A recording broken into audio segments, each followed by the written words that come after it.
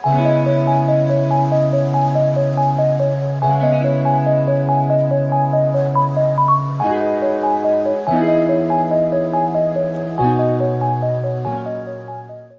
दोस्तों, एक बार फिर से स्वागत है आपके अपने यूट्यूब चैनल पे जिसका नाम है लर्न विद एडू फंडा। और जैसा कि आप लोग का कमेंट में डिमांड आ रहा था कि सीटेट पेपर को सॉल्व करने के लिए, तो दोस्तों मैं लेकर हाजिर हूँ आज 2014 का प्रीवियस ईयर का पेपर सीटेट। तो उसको समझते हुए पूरे कॉन्सेप्ट को क्लियर करते हुए आज सॉल्व करेंगे। तो दोस्तों एक बार बता दीजिए कि आवाज़ वगैरह सब सही है। ओके दोस्तों, चलिए तो शुरू करते हैं आज की क्लास। चलिए दोस्तों शुरू करते हैं। तो ये सीटेट का 2014 का पेपर है।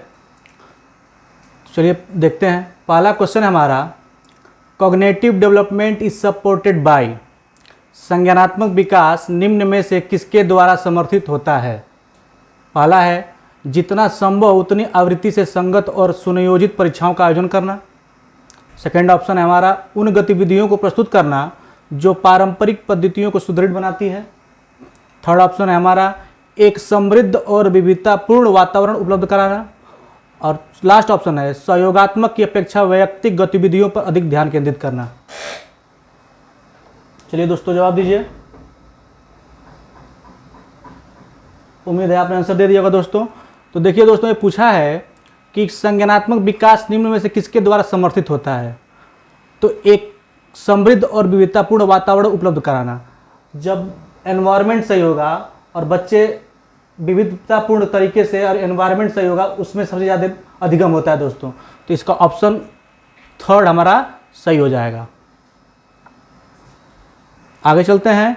मानव विकास है क्वांटिटेटिव यानी मात्रात्मक, क्वालिटेटिव या गुणात्मक, या कुछ सीमा तक अमापनीय, या मात्रात्मक और गुणात्मक दोनों।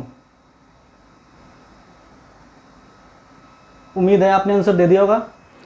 तो देखिए दोस्तों, मानव विकास मात्रात्मक भी है और गुणात्मक दोनों। कैसे? कुछ मानव के ऐसे पक्ष होते हैं जिन्हें हम देख सकते हैं, जिन्हें माप सकते हैं, वो हो जाते हैं मात्रात्मक। और उनके एटीट्यूड में चेंज हुआ, उनका अपना आंतरिक जो अधिगम है, ये गुणात्मक होता है दोस्तों। तो ये ऑप्शन हमारा फोर्थ, मात्रात्मक और गुणात्मक दोनों। अतः मानव विकास मात्रात्मक और गुणात्मक दोनों होता है। आगे चलते हैं।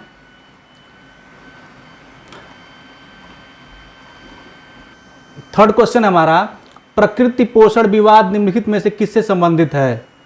Nature and nurture debates refers to.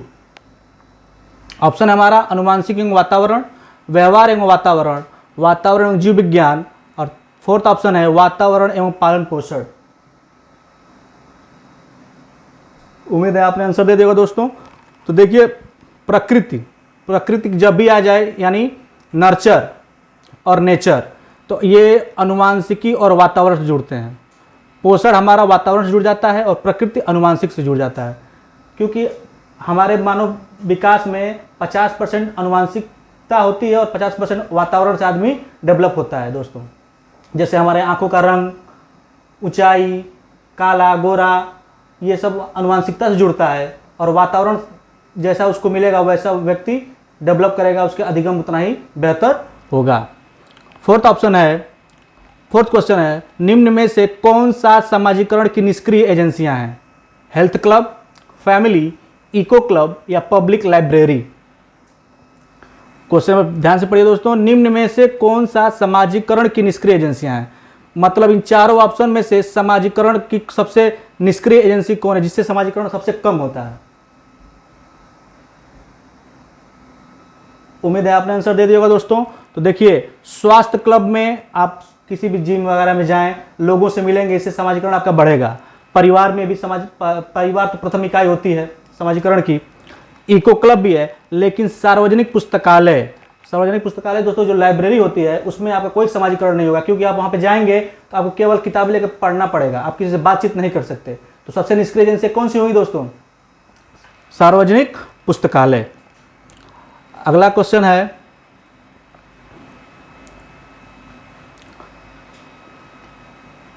Vygotsky के सिद्धांत में विकास के निम्नलिखित में से कौन से पहलू की उपेक्षा होती है। सोशल, कल्चरल, बायोलॉजिकल या लिंग्विस्टिक, सामाजिक, सांस्कृतिक, जैविक या भाषाई।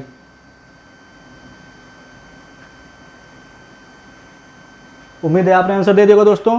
तो वाइगोत्स्की ने दोस्तों सामाजिक की भी बात की थी, सांस्कृतिक की बात की थी, भाषा की भी बात की थी, लेकिन वे जैविक से नहीं जुड़ते हैं। जैविक से केवल जीन पियाजे संबंध रखते हैं।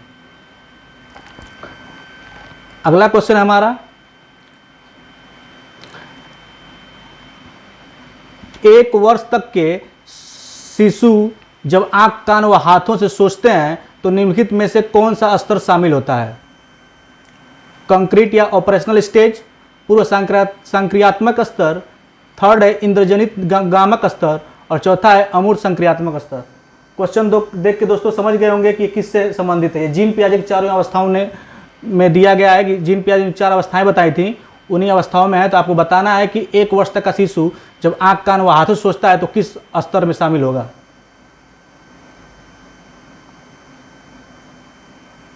उम्मीद है आपने आंसर दे दिया दोस्तों।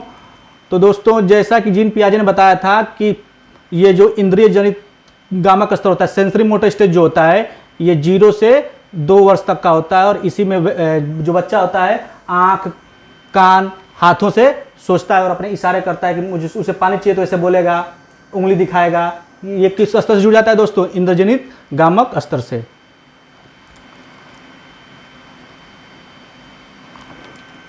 नेक्स्ट है, रिया कक्षा पिकनिक तय करने हैं तो ऋषभ से सहमत नहीं है। वह सोचती है कि बहुमत के अनुकूल बनाने के लिए नियमों का संशोधन किया जा सकता है। यह सहपाठी विरोध पियाजे के अनुसार निम्नलिखित में से किससे संबंधित है? विषमांग नैतिकता, संज्ञानात्मक अपरिपक्वता, थर्ड है प्रतिक्रिया, और चौथा है संयोग की नैतिकता। आंसर दीजिए दोस्तों।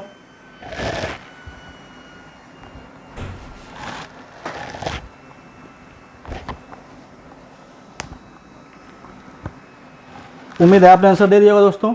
देखिए, रिया कक्षा पिकनिक तय करने हैं तो ऋषभ से सहमत नहीं है। मतलब एक लड़की रिया है जो यह सोचती है कि बहुमत से अनुकूल बनने के लिए नियमों का संशोधन किया जा सकता है। वह मतलब उस क्लास में एक बच्चा तो तैयार है, उसके पक्ष एक विपक्ष में है और बाकी सारे बच्चे उसके पक्ष में हैं। तो ये दोस्तों सहयोग की नैतिकता से जुड़ जाती है। जहाँ सारे बच्चे एक तरफ हों और एक ही व्यक्ति दूसरे उसके विपक्ष में बात कर रहा हो तो सहयोग की नैतिकता से जुड़ते हैं दोस्तों। अगला है,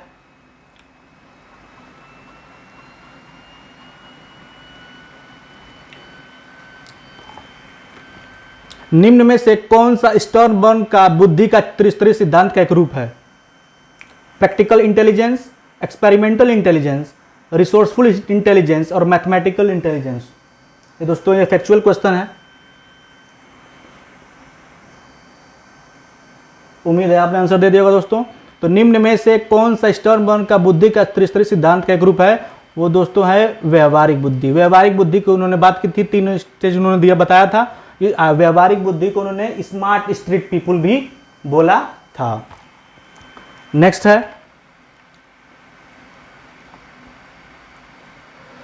किसने सबसे पहले बुद्धि परीक्षण का निर्माण किया?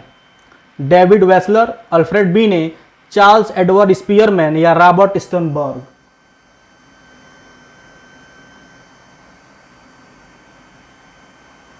उम्मीद है आपने आंसर दे दिया होगा दोस्तों।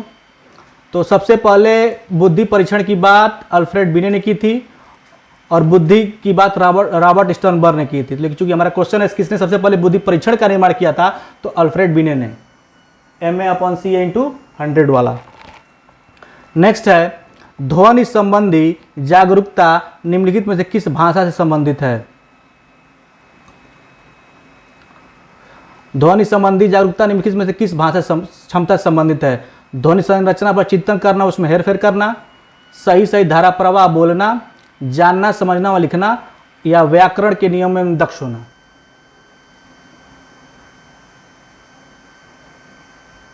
उम्मीद है आपने आंसर दे दिया होगा दोस्तों। तो ध्वनि संबंधी जागरूकता, ध्वनि संरचना पर चिंतन करना, उसमें हेरफेर करना है। अर्थात ये म्यूजिक से संबंधित है। किसी की भी आवाज़ को बदल देना, उसमें एक्स्ट्रा इको डाल देना, जरूरत पड़ने पर सुर ताल को नीचे करना इत्यादि ध्वनि संरचना पर चिंतन करने व इसमें हेरफेर करने से संबंधित है। नेक्स्ट है, कक्षा कक्ष में जेंडर विभेद शिक्षार्थियों के निष्पादन को प्रभावित नहीं करता है, शिक्षार्थियों के हर्षोन्मुख प्रयासों अथवा निष्पादन का कारण बन सकता है, पुरुष शिक्षार्थियों के वृद्धि उन्मुख प्रयासों अथवा निष्पादन का कारण बन सकता है, या महिला शिक्षकों की अपेक्षा पुरुष शिक्षकों के द्वारा अधिक किया जाता है। उम्मीद है आपने आंसर दे दिया होगा दोस्तों।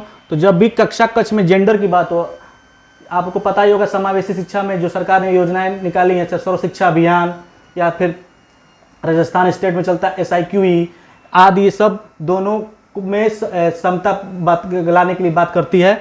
और इसमें दोस्तों शिक्षार्थियों के हास्यान्मुख प्रयासों अथवा निष्पादन कारण बन सकता है। यदि आप क्लास में ये बोलते हैं कि बच्चे अधिक मेहनत करते हैं, बच्चे अधिक तेज हैं लड़कियों की अपेक्षा, लड़कियां भी अधिक तेज हैं बच्चों की अपेक्षा, तो इसमें बच्चों का मोरल डाउन होता है और उनके प्रयासों में हरास आ सकता है दोस्तों। इसीलिए तो आप कभी प्राइमरी स्कूल पे जाएंगे तो देखे होंगे कि एक कार्टून बना होता है, एक पेंसिल बनी होती है, एक पेंसिल के एक भाग पे लड़का बैठा रहता है और एक भाग पे लड़की।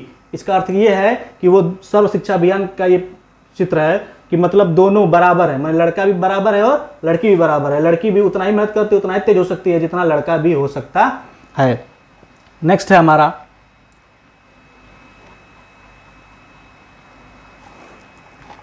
निम्न में से कौन सा सीखने की शैली का एक उदाहरण है? चाक्षुष, संग्रहण, तथ्यात्मक या स्पर्श संबंधी, विजुअल, एक्युअल, फैक्टुअल या टेक्टुअल। उम्मीद है आपने आंसर दे दिया दोस्तों। तो सबसे ज्यादा सीखने का बेस्ट शैली कौन सी है? चाक्षुष, मतलब हम विजुअल तरीके जो देखते हैं सबसे ज्यादा सीखते हैं। आपको पता ही होगा जो बच्चे छोटे होते हैं वो अनुकरण के माध्यम से ज्यादा सीखते हैं।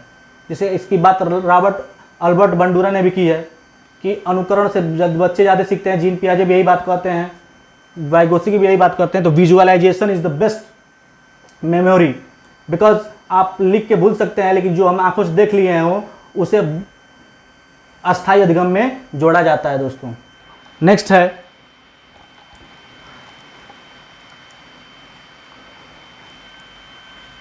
एक मिनट। एक शिक्षक कक्षा के कार्य को एकत्र करता है और उन्हें पढ़ता है, उसके बाद योजना बनाता है और अपने अगले पाठ को शिक्षार्थियों की आवश्यकताओं को पूरा करने के लिए समायोजित करता है। वह डैश कर रहा है सीखने का आकलन, सीखने के रूप में आकलन, सीखने के लिए आकलन या सीखने के समय आकलन। उम्मीद है आपने आंसर दे दिया होगा दोस्तों। तो सबसे पहले देखते हैं असेसमेंट ऑफ लर्निंग क्या होता है। सीखने का आकलन, assessment as learning, assessment for learning या असेसमेंट एट लर्निंग। तो दोस्तों ये तो इसका आंसर तो होगा सीखने के लिए आकलन। यदि मैं किसी पाठ को पढ़ाने जा रहा हूँ तो उसके पहले उस पे स्टडी करूँगा कि इसको कैसे पढ़ाना है, इसमें बच्चों को कितना समझ में आएगा, किस विधि का प्रयोग करना है, कौन सी शिक्षण विधि इसमें लगेगी, कौन सा मेथड लगेगा, इत्यादि इत्यादि। ये सीखने के लिए आकलन आता है। और असेसमेंट एज लर्निंग तब होता है जब हम खुद स्वयं अपना आकलन करते हैं। यदि हम एक उदाहरण के रूप में बता रहा हूँ, मान लीजिए आप खाना बनाने जा रहे हैं और खाना आपने सब्जी बना दिया और खुद ही उसको आप चख रहे हैं और आपको पता चला है कि इसमें नमक तेज है या मिर्च कम है, इत्यादि इत्यादि। ये असेसमेंट एज लर्निंग जुड़ता है दोस्तों। और असेसमेंट ऑफ लर्निंग होता है जब किसी कार्य को करने के बाद उसका आकलन किया जाए। यदि आप किसी बच्चे को किसी पिकनिक वगैरह स्पॉट पे ले जाते हैं, किसी ऐतिहासिक स्थल पर ले जाते हैं, उन्हें मंदिर वगैरह दिखाते हैं और फिर उनके अगले दिन कक्षा में आकर पूछते हैं कि तुमने यहाँ पे क्या देखा, क्या सीखा, ये आपका जुड़ जाता है असेसमेंट ऑफ लर्निंग से दोस्तों। अगले क्वेश्चन में चलते हैं दोस्तों।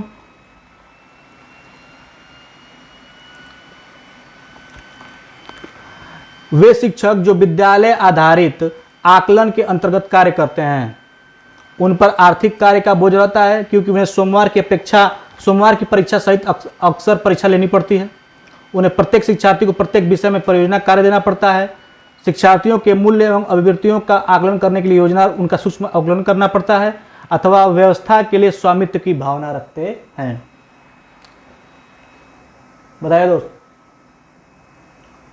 सीटेट में हमेशा कॉन्सेप्चुअल बेस्ड क्वेश्चन आते हैं, अप्लाइड क्वेश्चन अधिक आते हैं दोस्तों। तो इसमें आपको ध्यान से पढ़ने की जरूरत होती है और देखना पड़ता है कि क्वेश्चन किस रूप में और क्या पूछना चाहता है। अगर आप क्वेश्चन समझ जाएंगे तो आंसर आप यूं दे देंगे।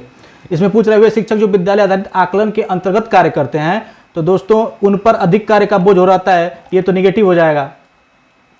उन्हें प्रत्येक शिक्षार्थियों को प्रत्येक विषय में परियोजना देना पड़ता है, ये भी निगेटिव सेंस में है। लेकिन शिक्षार्थियों के मूल्य और अभिवृत्तियों का आकलन करने के लिए रोजाना उनका सूक्ष्म अवलोकन करना पड़ता है। ये सही है, ये सीसीई से जोड़ता है दोस्तों कि हम बच्चा केवल पढ़ाई में ही नहीं, वो अन्य करिकुलर एक्टिविटी में भी कैसा है ये भी अवलोकन टीचर करता है, और ये सीसीई से जोड़ता है दोस्तों। नेक्स्ट है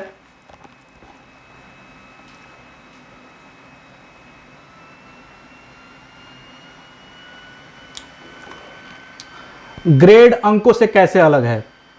यह प्रश्न निम्न में से किस प्रकार के प्रश्नों से संबंध रखता है? अपसारी, विश्लेषणात्मक, मुक्त अंक या समस्या समाधान। उम्मीद है आपने आंसर दे दिया दोस्तों। तो ग्रेड अंकों से कैसे अलग है, ये विश्लेषणात्मक से जुड़ता है दोस्तों। आप तभी पता कर पाएंगे कि इसमें कौन सा किसमें अंक ज़्यादा है, चाहे किसमें कौन सा ग्रेड है, किसके लिए ग्रेड दिया गया है, किस सिस्टम से ये फॉलो किया गया, ये विश्लेषणात्मक। जब दोनों के विपक्ष और विपक्ष के बारे में सोचते हैं वो विश्लेषणात्मक होता है दोस्तों। अगला है छात्राएं गणित के सवाल अच्छे से सीखती हैं, लेकिन उन्हें तब कठिनाई आती है जब उनसे अनेक तर्क के बारे में पूछा जाता है। अपनी उम्र की लड़कियों की तरह गणित में अच्छी हैं, अपनी उम्र के लड़कों की तरह गणित में अच्छी हैं, अपनी उम्र के लड़कों की तुलना में स्थानिक अवधारणा में कम कुशलतापूर्वक निष्पादन करती हैं, भाषिक और संगीत संबंधी अधिक क्षमताएं रखती हैं। उम्मीद है आपने आंसर दे दिया दोस्तों। चलिए पढ़ते हैं। गणित के सवाल अच्छे से सीखती हैं, लेकिन उन्हें तब कठिनाई आती है जब उनसे उनके तर्क के बारे में पूछा जाता है। ऐसा नहीं है दोस्तों, ये नेगेटिव सेंस में है। थर्ड है अपनी उम्र के लड़कों की तुलना में स्थानिक अवधारणाओं में कम कुशलतापूर्वक निष्पादन करती हैं। ये भी जेंडर बेस की बात कर रहा है दोस्तों, लिंग पक्षपात की बात कर रहा है। ऐसा नहीं है। भाषिक और संगीत संबंधित अधिक क्षमताएं रखती हैं, ऐसा कुछ नहीं है। लड़कियां के साथ साथ लड़के भी ये तर्क रखते हैं, लेकिन ये सही है। अपनी उम्र के लड़कों की तरह गणित में अच्छी हैं, मतलब लड़कियां भी गणित में अच्छी हैं जैसे लड़के होते हैं। अगला है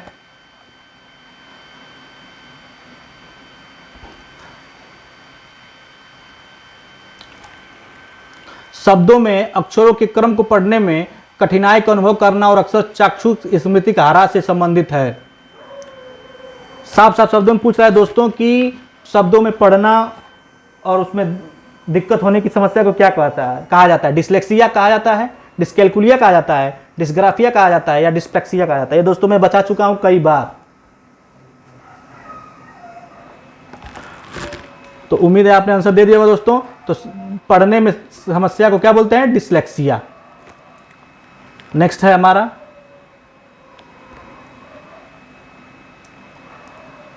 सभी के लिए विद्यालय में सभी शिक्षा निम्नलिखित में से किसके लिए प्राचार्य वाक्य हो सकता है? सशक्तिशील शिक्षा, समावेशी शिक्षा, सहयोगात्मक शिक्षा, या पृथक शिक्षा। उम्मीद है आपने आंसर दे दिया होगा दोस्तों। तो जैसा कि आपको पता ही है कि सभी के लिए शिक्षा जो सरकार ने योजना निकाली है वो समावेशी शिक्षा से जुड़ जाता है। इसमें किसी को भी ऊंच नीच नहीं समझना है, सारे बच्चे एक साथ पढ़ेंगे, एक ही धारा से जोड़ने के लिए ये योजना निकाली गई थी समावेशी शिक्षा, जिसे इंग्लिश में इंक्लूसिव एजुकेशन भी कहा जाता है। नेक्स्ट है हमारा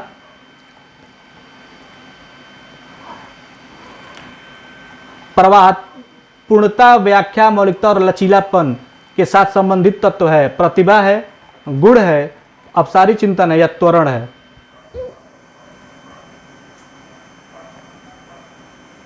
उम्मीद है आपने आंसर दे दिया होगा दोस्तों।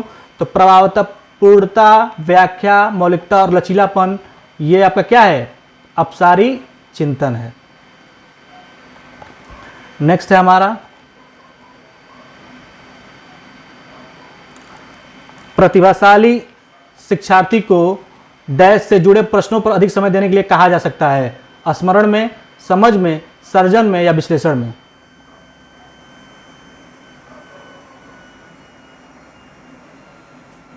उम्मीद है आपने आंसर दे दिया होगा दोस्तों। दिया है गिफ्टेड स्टूडेंट्स में be asked to spend more time on question dealing with. तो उन्हें सबसे ज़्यादा समय लगेगा दोस्तों। प्रतिभाशाली बच्चे ऐसे होते हैं, उन्हें आप स्मरण, जैसे आप देखेंगे क्लास में भी अपने बच्चे, जो बच्चे पढ़ने में तेज होते हैं, उन्हें टीचर क्वेश्चन बोलता है तुरंत वो आंसर दे देते हैं। तो स्मरण तो इससे नहीं जुड़ेगा दोस्तों। समझ भी उनमें बराबर होती है, ये भी नहीं जुड़ेगा। लेकिन वो सर्जन मतलब क्रिएटिव कम होते हैं। ये क्रिएटिव बच्चे की विशेषता है, इसलिए प्रतिभाशाली इसमें ज़्यादा समय लेगा और ये सर्जन से जुड़ जाएगा। सर्जन मतलब क्रिएटिंग। नेक्स्ट है हमारा गणित में अधिगम निरोगता का आकलन निम्न में से किस परीक्षण द्वारा सर्वाधिक उचित तरीके से किया जा सकता है? अभिक्षमता परीक्षण, एप्टीट्यूड टेस्ट, निदानात्मक डायग्नोस्टिक टेस्ट, स्क्रीनिंग टेस्ट या उपलब्धि परीक्षण अचीवमेंट टेस्ट। उम्मीद है आपने आंसर दे दिया दोस्तों। तो गणित में अधिगम निरोगता का आकलन निम्न में से निदानात्मक परीक्षण से जुड़ता है। निदानात्मक मतलब समस्या क्या है, उसमें कौन सी उसकी समस्या आ रही है, ये निदानात्मक परीक्षण से जुड़ता है। अगला है हमारा सिद्धांत चित्र के द्वारा नवीन अवधारणाओं की समझ बढ़ाते हैं। पहला ऑप्शन है विषय क्षेत्रों के बीच ज्ञान के स्थानांतरण, विशिष्ट विवरण पर एकाग्रता केंद्रित करना, अध्ययन के लिए शैक्षणिक विषय वस्तु की प्राथमिकता तय करना या तर्कपूर्ण ढंग से सूचनाओं को व्यवस्थित करने की योग्यता को बढ़ाना।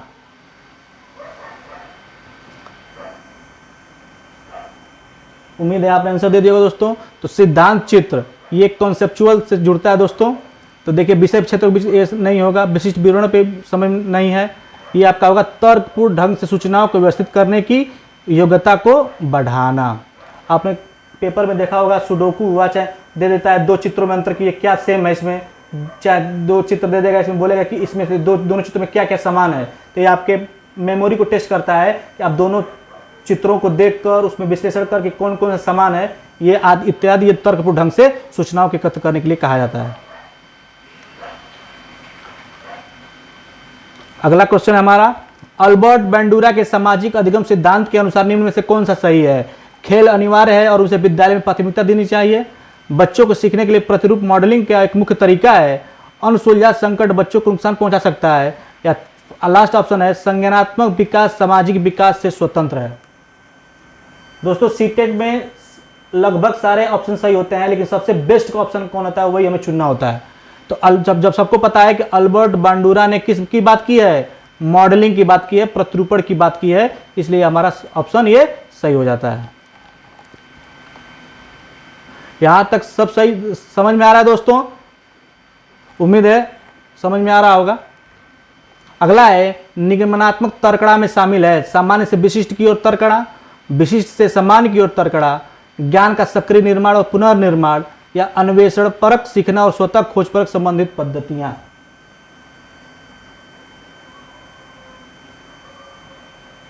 उम्मीद है आपने आंसर दे दिया दोस्तों। तो देखिए दोस्तों निगमनात्मक मतलब पहले नियम फिर उदाहरण, ये जुड़ता तो है विशिष्ट से सामान्य की ओर, लेकिन सीटेट ने इसका आंसर माना था सामान्य से विशिष्ट की ओर, जिसपे लोगों ने आरटीआई भी दाखिल किया हुआ था। तो फिलहाल हम इसी को सही मानेंगे, लेकिन आंसर हमारा ये होना चाहिए फर्स्ट। अगला है जब बच्चे एक अवधारणा को सीखते हैं और उसका प्रयोग करते हैं तो अभ्यास उनके द्वारा की जाने वाली त्रुटियों को कम करने में मदद करता है। यह विचार किसके द्वारा दिया गया है? थॉर्नडाइक के अनुसार, जीन पियाजे के अनुसार, जेबी वाटसन या लेव वाइगोत्स्की? उम्मीद है आपने आंसर दे दिया दोस्तों। तो जैसा ही आपको पता है कि थॉर्नडाइक ने 3 मुख्य नियम और 5 गौण नियम दिए थे और उन्होंने ही अभ्यास एवं त्रुटि का सिद्धांत दिया था। और ये वही बोल रहा है दोस्तों कि सीखते और उसका प्रयोग करते तो उसका अभ्यास द्वारा की जाने वाली त्रुटियों, जब तक लड़का गलती नहीं करेगा तब तक वो नहीं सीखेगा। ये कौन सा है? ईएल थॉर्नडाइक ने कहा था। नेक्स्ट है हमारा निम्न में से कौन सा कौशल संवेगात्मक बुद्धि से संबंधित है? याद करना, गतिक प्रक्रमण, विचार करना या समानुभूति देना? इमोशनल इंटेलिजेंस पूछ रहा है दोस्तों। तो हमारा ऑप्शन हो जाएगा याद करना नहीं होगा, रोट नहीं होगा, गति प्रक्रमण भी नहीं होगा, विचार करना ये संवेगात्मक नहीं संज्ञानात्मक से जुड़ता है। हमें पूछ रहा है इमोशनल इंटेलिजेंस, ये हो जाएगा सहानुभूति देना, एम्पैथाइजिंग करना, सहानुभूति देना। नेक्स्ट है एक आंतरिक बल जो प्रोत्साहित करता है और व्यवहार परक प्रतिक्रिया के लिए बाध्य करता है एवं उस प्रतिक्रिया को विशिष्ट दिशा उपलब्ध कराता है। ऑप्शन है हमारा अभिप्रेरण, अध्यवसाय, संवेग या वचनबद्धता।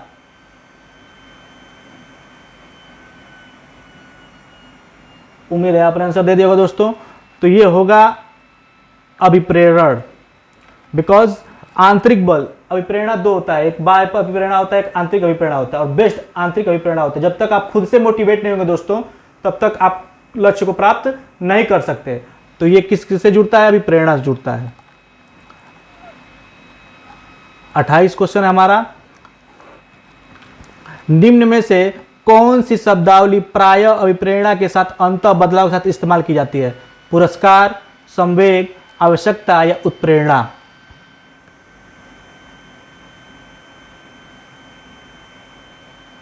उम्मीद है आपने आंसर दे दिया होगा दोस्तों।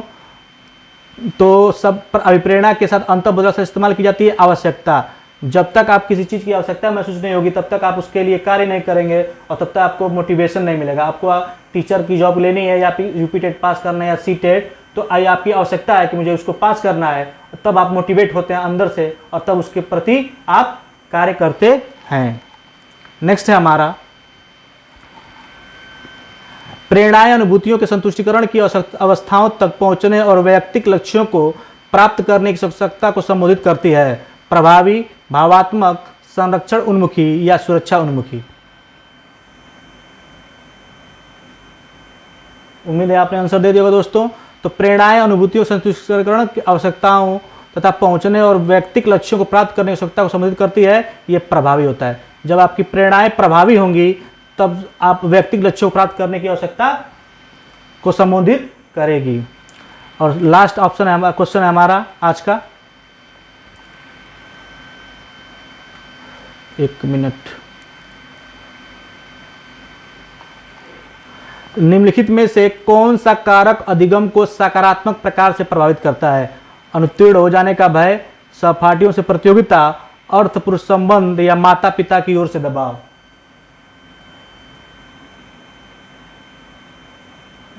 उम्मीद है आपने आंसर दे दिया होगा दोस्तों। तो देखिए, सकारात्मक प्रकार से प्रभावित करता है, अनुत्तीर्ण हो जाने का भय, ये गलत है। सहपाठियों से प्रतियोगिता सही हो सकता है, लेकिन दोस्तों कभी कभी सहपाठियों से प्रतियोगिता अगर सही दिशा में तब सही होगा, कभी कभी ये रॉन्ग वे में भी हो जाता है, इसलिए ये नहीं ऑप्शन नहीं होगा हमारा। अर्थपूर्ण संबंध होगा। जब हम किसी चीज़ का पढ़ के उसका अर्थ निकाल लें, किसी चीज़ को समझने लगें, ये आपका क्या होता है? सकारात्मक प्रकार से प्रभावित करता है। तो दोस्तों ये था सीटेट 2014 का पेडागोजी सेक्शन। उम्मीद है आपको समझ में आया होगा। इसकी पीडीएफ के लिए आप हमारे चैनल के टेलीग्राम को भी ज्वाइन कर सकते हैं। और वीडियो पसंद आई हो तो लाइक करें, शेयर करें, सब्सक्राइब करें। और इसी तरह हम हफ्ते में एक दो जितने प्रीवियस ईयर के पेपर हो चुके हैं, या सुपर टेट हो, या फिर यूपी टेट, या सी टेट, या रीट, या उत्तराखंड, जितने भी स्टेट के टीचिंग एग्जाम हो चुके हैं, उनका पेपर मैं लेकर आता रहूँगा। इसी तरह अपना प्यार बनाए रखें दोस्तों। तब तक के लिए धन्यवाद। Good luck.